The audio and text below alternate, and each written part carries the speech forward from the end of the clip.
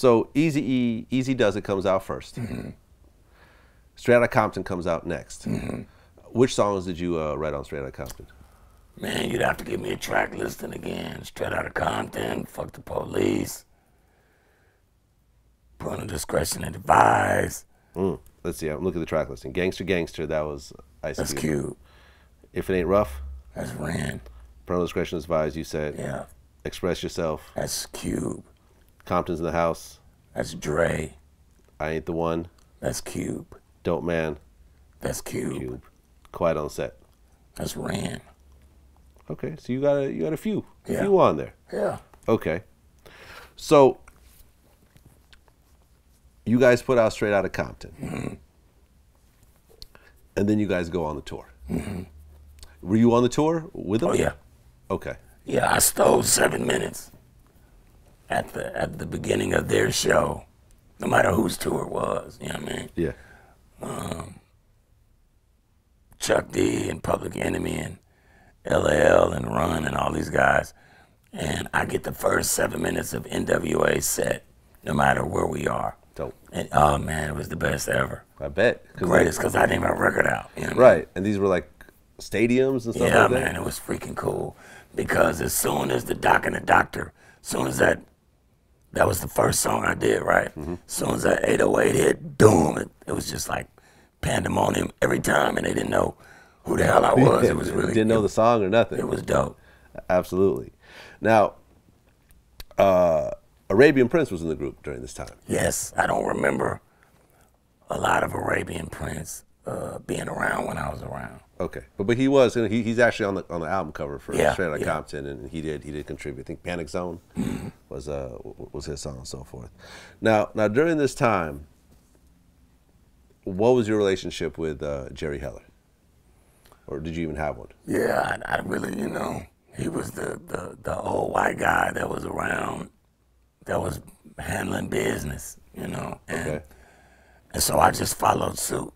If all of those guys did it, I did it too, whatever that was, Okay. where he's concerned. Right, and you guys were having the time of your lives. Yeah, man. Nobody was thinking about business except for Jerry and Eric. Okay. Well, Arabian Prince was the first person to leave. I interviewed him recently, and he left the tour first. So were you the first NWA member to leave? Yeah.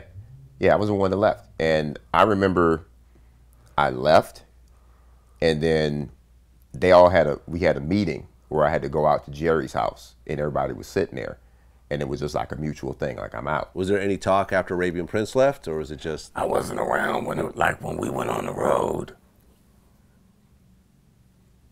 Me and Arabian Prince didn't have a whole lot of interaction? Yeah. Okay. Because I don't remember that. Okay. A lot. But you and Cube had a lot of interaction? Oh yeah. Okay.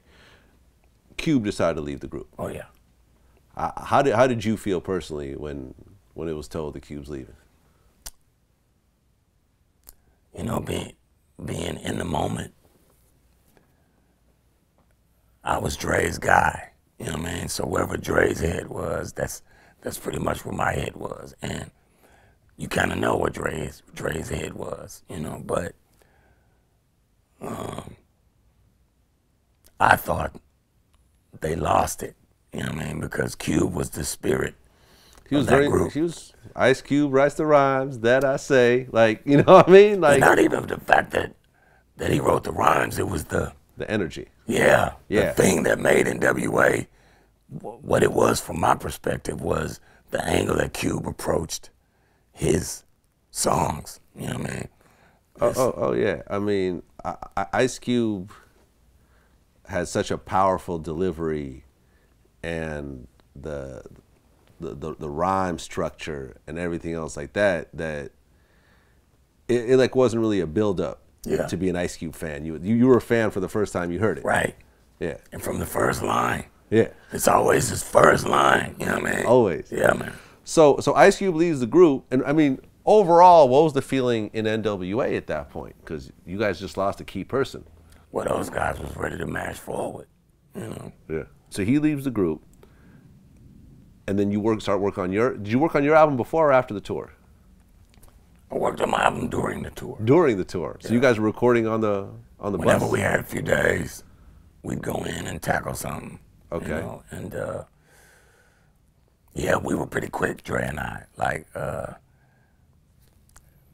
we really were a perfect complement. You know what I mean? Like, his stuff fit me perfectly. I could dance in it. You know what I mean? So Yeah. he would have ideas. Hey, I got an idea that you did this, and I would do it, and bam, we'd record it, and that was it. Right. You know, I recorded the let me see, 12 songs or whatever. Those were the only songs we recorded ever. For No One Could Do It Better. Yeah. So it wasn't like you guys had 30, 40 songs and you trimmed it down to No, 12. we just did those records Okay. on the fly, and that was the record. Because after Straight Outta Compton was No One Could Do It Better. Right. Now, I'm going to tell you what my favorite song on, well, I mean, It's Funky Enough was my favorite song on that Classic album. record. Classic record. Why did you decide to rap in a Jamaican accent? I was drunk. And there you have it. There it is. You were drunk. Yeah. Right. I had chased Dre around for about 3 weeks to make this beat, and he couldn't.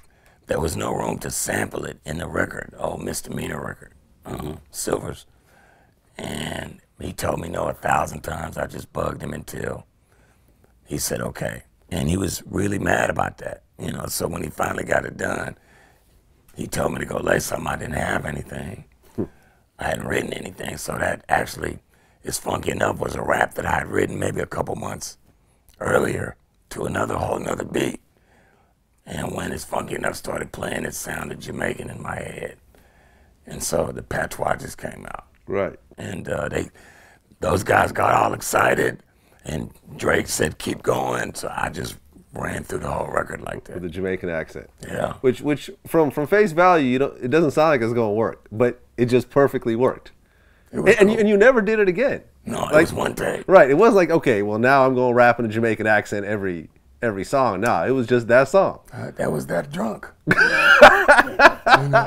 The alcohol at that time had me on this line. On this level. And it said, do that. Okay. Well, my second favorite song on it was the grand finale.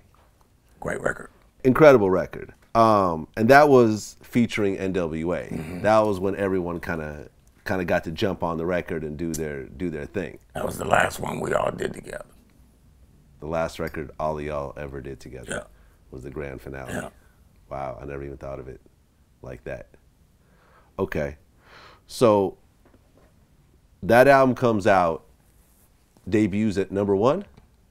I don't know. Something like that. It did pretty good. Did pretty good. Within 3 weeks it went gold. Yeah. How did it feel to have your own #1 record, gold record? Man, it was crazy. You know, coming from Dallas, Texas, where they don't get a lot of shine there. You know, they still don't to this day. Yeah.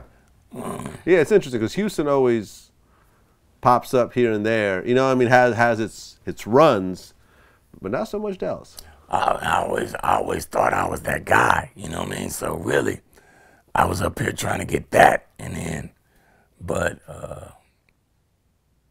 history was meant to go a different path, you know. But it felt great to have that record out and people respond to it the way they did. It was insane, and that was probably the beginning of the end, so to speak, really, because I think I might have started to believe a lot of the stuff that people were saying.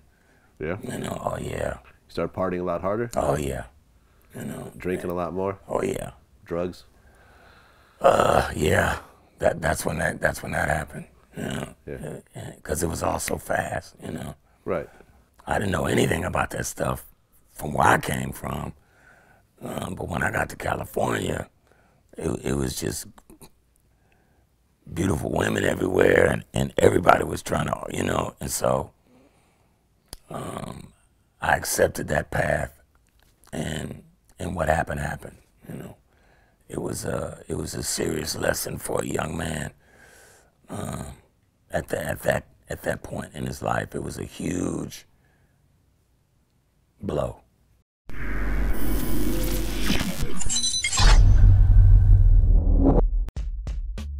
He tried as much as he could, but he couldn't make it But we pretty much knew that it was a slim chance that he was gonna make it in the short time that we made this project. So we just kept moving, and it's us 4 on there. A heterosexual man doesn't mind planting seeds of being gay in your mind, of himself, just in order to propel himself with popularity and money. Do you know who does this? In this society. Do you know who else does this? Who? Daylight. Ah,